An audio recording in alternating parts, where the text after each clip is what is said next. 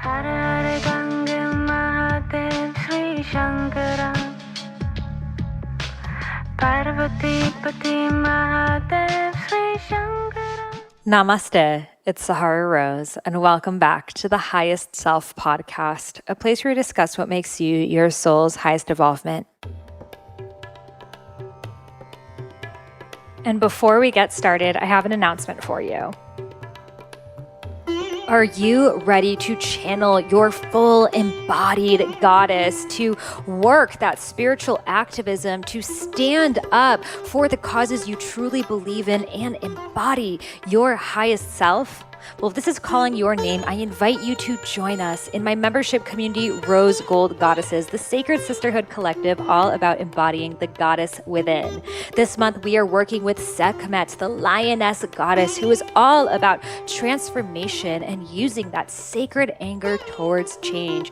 We are drumming, we are dancing, we have my full 4-hour healing and embodiment workshop available for you, teaching you how to use your body as an instrument for healing, for transformation in a divine feminine way. We also have so many other workshops and masterclasses available for you, from my Awaken Your Powers masterclass with Shaman Durek to my Sex Money Magic masterclass with Alexandra Roxo, my Discover Your Dharma 10-day audio course, and dozens of other workshops, including many from guests on the Highest Self podcast and member-led workshops. So if this is calling your name and you'd like to join a community of 2,000 plus spiritual soul sisters on our very own app, where we're talking about all things spiritual, we're sharing what we're moving through at this moment and really supporting each other, then I invite you to join us at Rose Gold Goddesses. It is rosegoldgoddesses.com. The link is in the show notes, and I'm so excited to meet you inside. If it's your first time listening, welcome. I'm so grateful to have you here. I am Sahara Rose. I am an author, podcast host, and really an ancient soul in a modern body, having a human experience, walking through this journey of life, looking to find joy in unexpected places. And in this episode, I want to speak about embracing the duality that we are in right now. 2020 has not been for the faint of heart, to say the least. We have had essentially an ayahuasca experience this year. We came face to face with our deepest fears, our shadows, internally and collectively. We have been put into masks and have been quarantined. We have been on the streets. We have protested for our basic human rights. We have had the rug been swept up from under our feet, and the shadows that have always been there have now all suddenly, one by one, started to reveal themselves. And we are not done. 2020 is not over. We just made it past the 6-month point, and honestly, it will continue this way because there are a lot more shadows. And by shadows, I mean darker aspects of society that we have still not spoken about, from the systemic racism that we are zooming in on now, but the homophobia, but the sex and human trafficking, the illness, the governmental control, the media control. There's so much there. And if you are someone who has been a detective, been curious about these things, you already know what I'm talking about, but maybe this is your first time that this has all really come, face to face with you, and it feels like a lot. Regardless whether you are new to activism or not, this moment in time is really intense for every single person, whether you are out there on the streets or whether you are on social media. We can feel that intensity. It is in our classrooms and our playgrounds as much as it is in our Zoom calls and boardrooms. There's no escaping from it. There's no running away. And it's not something that is meant to be bypassed over. It's something that is here, has arisen because it is necessary for us to look at, to evolve. We're not going to enter the new paradigm, the new earth, the place of limitless possibilities if we don't look at all of the shadows that have been existing in our society, that have comprised of our society for thousands of years. So There has been a lot of heaviness and a lot of sadness, but what I have really been tapping into after being so in it, hardcore activist. I've always been an activist since I was a child. I was the head of the Amnesty International chapter in my region. I've organized a lot of protests. I went to school to study international relations. Activism is a huge part of my life, as is spirituality. And I have been really dancing with what that balance looks like of having your self-care, your practices, your fun, your play, your joy, and not bypassing over the very, very heavy topics that are coming to surface today. So I wanted to dive into that a bit in this podcast episode. Most of us have never fully lived and been in peace with duality. We have been taught that you are either happy or you're sad. How do you feel? Are you happy or are you sad? We have created such a differentiation between the emotions that we feel like if there is one emotion present, there cannot be the others. And this is untrue. As a human, you actually are not ever confined to one emotion, because even in your happiest of times, there is sadness there. And even in your saddest of times, there is happiness there. I remember walking down the aisle of my wedding last year and seeing my husband, and I just broke down into tears because of course, how beautiful the moment was, but also the fact that the moment is fleeting. And, one day just being an old woman and thinking about this day and how it's just gone. And even in my saddest moments of, crying on the floor, being told things by my dad that I should have never been told, there was possibility there, because from that place of complete feeling like I've let down, the person who raised me, there was the freedom of possibility that I actually now have no one else to live for, so I will be free to live for myself. So when you look at the yin yang, when you go so deep into the yang, there is the yin. And when you go so deep into the yin, there is the yang. So each emotion exists in either side of the polarities. There is sadness and happiness, happiness and sadness. And we have not mastered that as a civilization.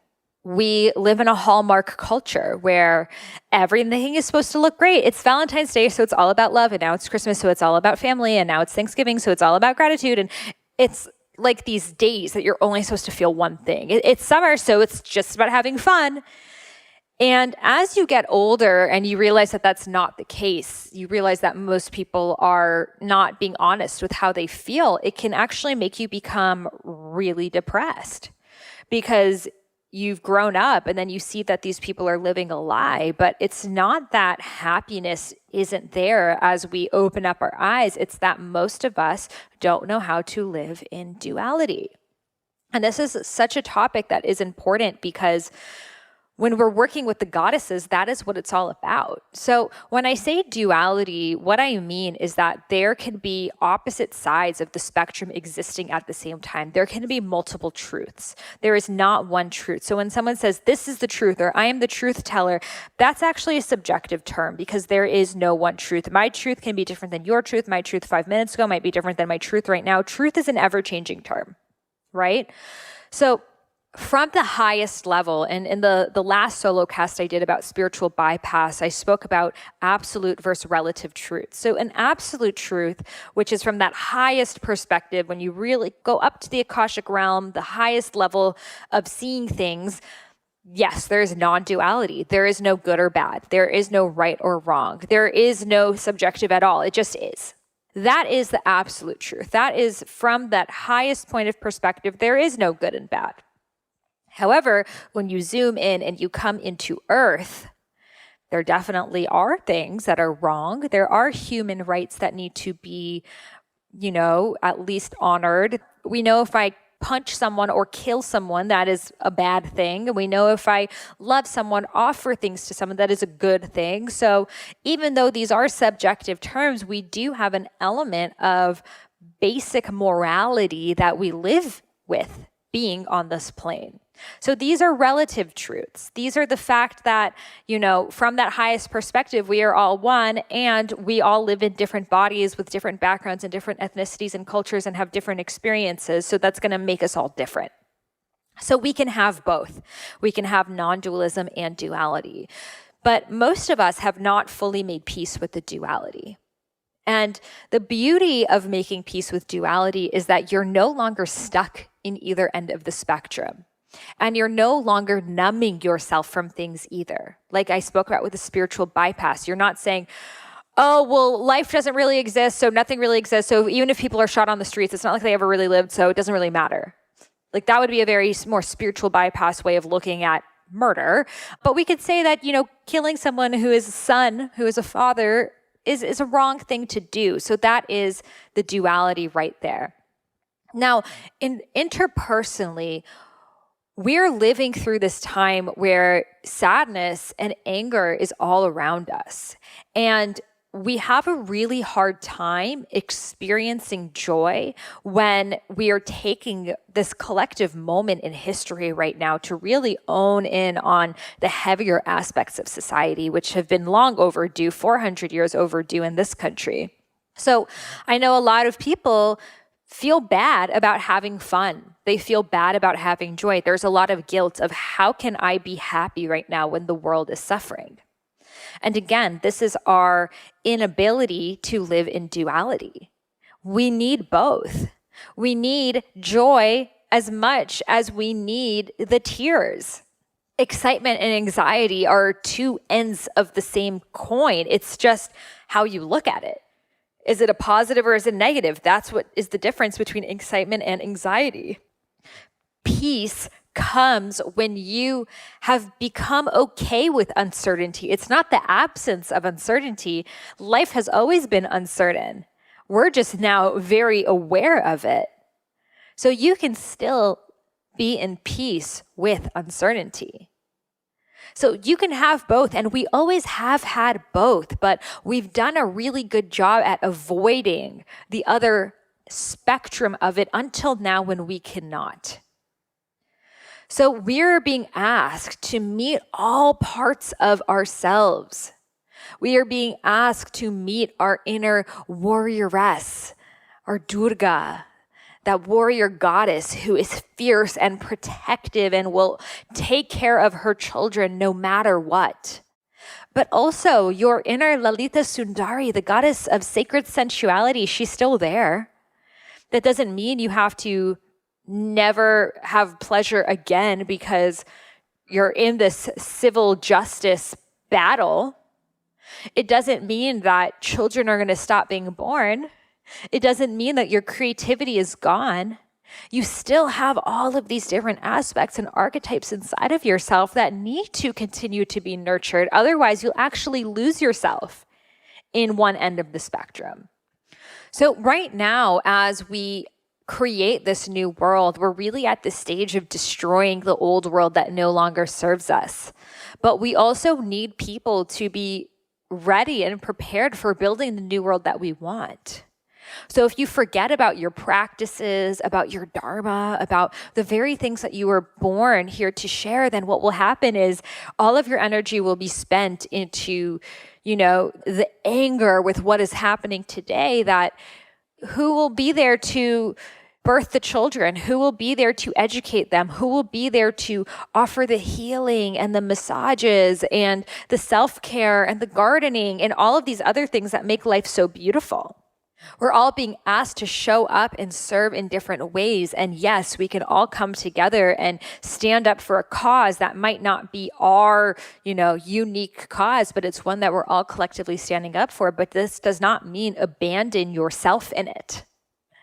It doesn't mean forget about your dharma, because the truth is we're going to have a lot of causes that we all need to team up for. It's going to continue throughout this year. So we need ourselves not only to be balanced, but we need to also be focusing on our dharma, our soul's purpose, the big reason why we are here, because that is needed as part of the new paradigm. So, for example, this first month after George Floyd's death, when there has been a great deal of conversation and even controversy happening online, for me, it has been so all intensive that especially the first couple of weeks, I forgot like anything else, but I was fully in my activist. I wasn't dancing. I wasn't meditating. I wasn't taking walks, really. I was just so in it. And how beautiful that I really gave it my full attention, but also I have to honor that my Dharma is to teach people what I was born here to share, the healing and embodiment through dance, the Discover Your Dharma, Ayurveda, etc. So I got to learn how to be able to stay in the conversation while also be brewing my own cauldron of what I am here to share with people when that time is right. So for a lot of us, it is really difficult because we feel so passionate about what is happening that we can lose hold of ourselves, of our routines, of our practices, of the little things that bring us joy. I know for myself, just evoking my inner child is such a spiritual practice for me. Having friends over and playing charades or playing a board game or just being silly, making our TikTok videos, that is such medicine for my soul. And a month of not doing that made me realize how important it is for me, because that's actually how I create social justice change. Through my dance, through my videos, and then also to nurture myself so I can get back into the rink. So it's so important for us to still have those practices that allow us to unplug, to self-nourish, to fill up our own cups so we can be in it for the long run. It's not so we escape from the situation of what's happening, but it's so we can actually serve from a higher capacity.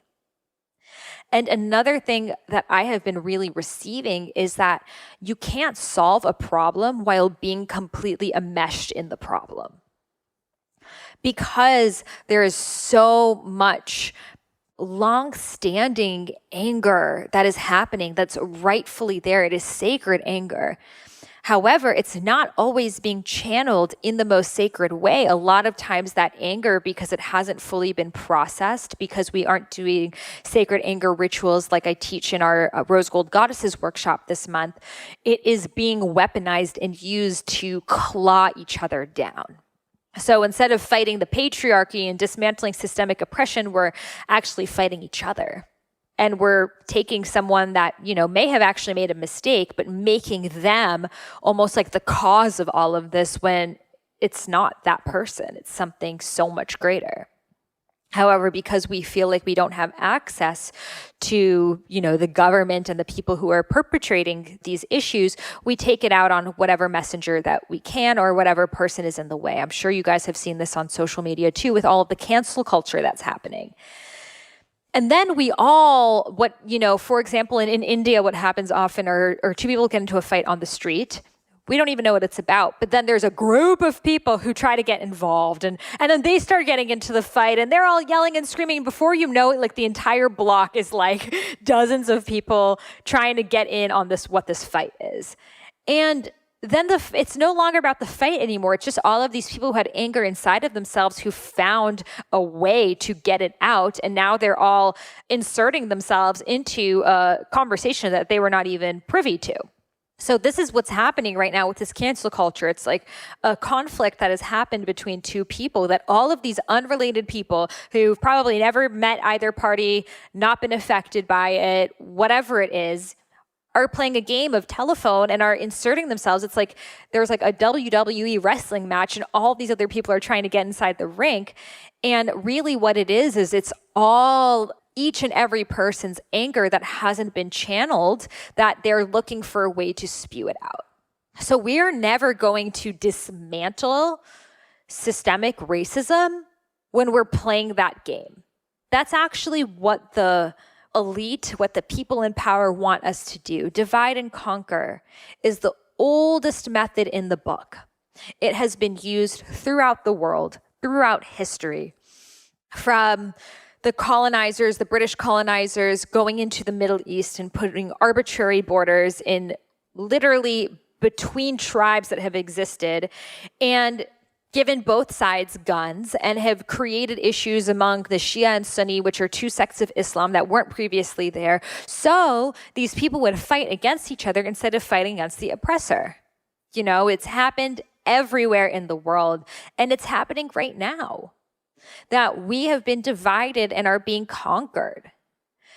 So it's so important for us to realize that we need to think bigger. We need to elevate our consciousness.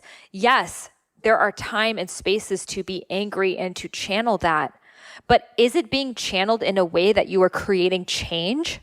Or are you just adding to the problem and actually giving the perpetrators exactly what they want? The ultimate distraction while they pass bills and laws on whatever the hell they want to do. You can do some research on that while everyone's fighting about some stupid shit on social media. So we're not going to be able to see clearly of what's really happening when we're so immersed in the gunk. So it's up to us to take those sacred pauses. Like, if there has been a time to get off social media, it's right now. We know what's happening. We know what's right or wrong. Let's take this time off to read books. Let's actually educate ourselves. Let's actually focus on our dharmas and what we're here to do. Let's nourish our souls, fill up our cups, because we are going through the most massive shift in consciousness that has happened in modern human history.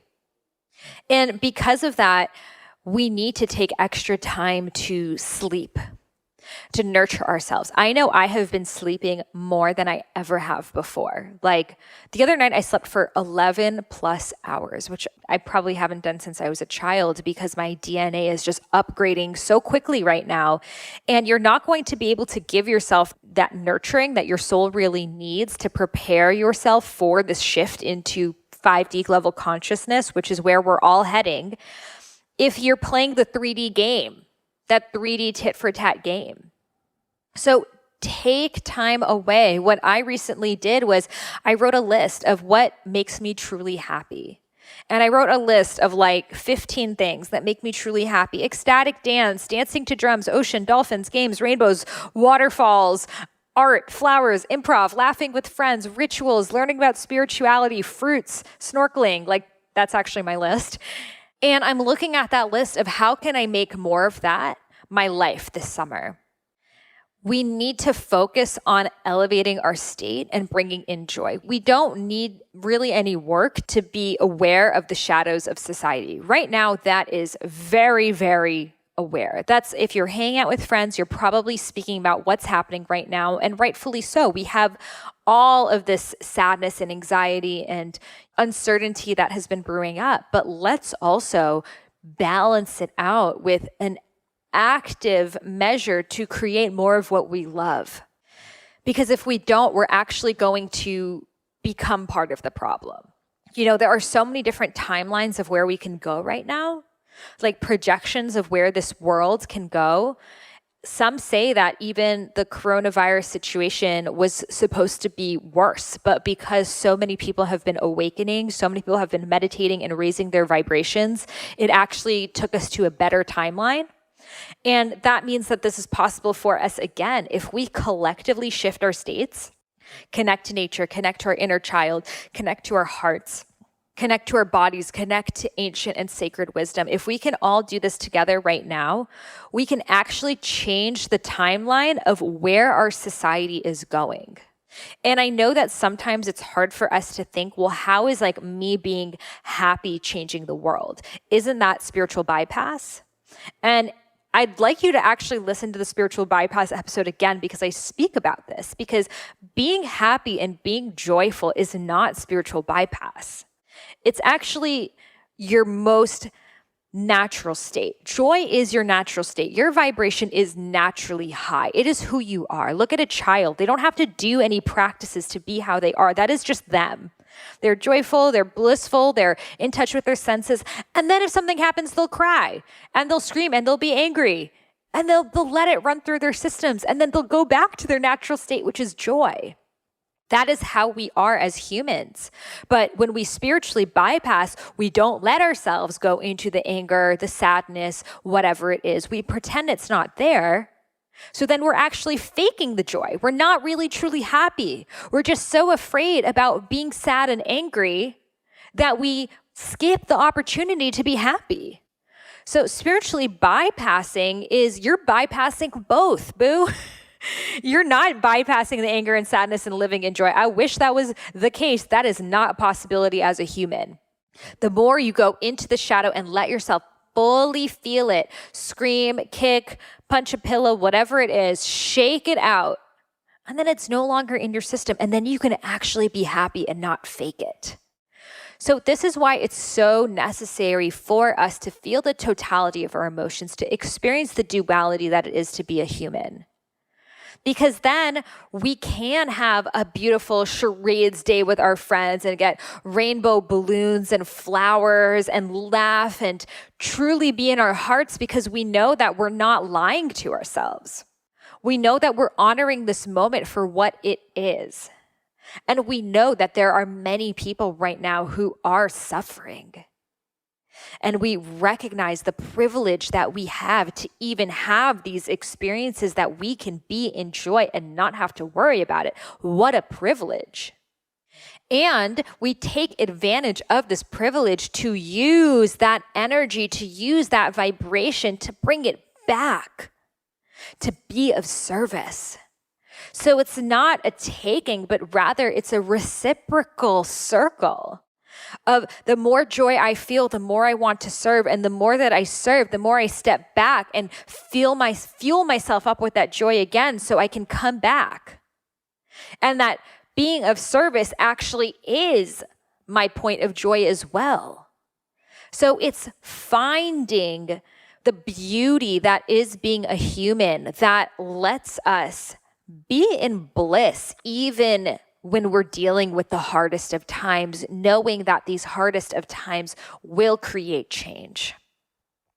And also letting yourself laugh, letting yourself dance, letting yourself be silly.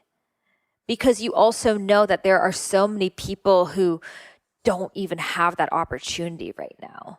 Let yourself experience both. We need the totality. We need people raising the vibration of the planet right now. If you have the opportunity to do so, do so. If you have the opportunity to get off social media, to get out of the fights and the muck and the claws that are being slashed into each other's backs right now, do so.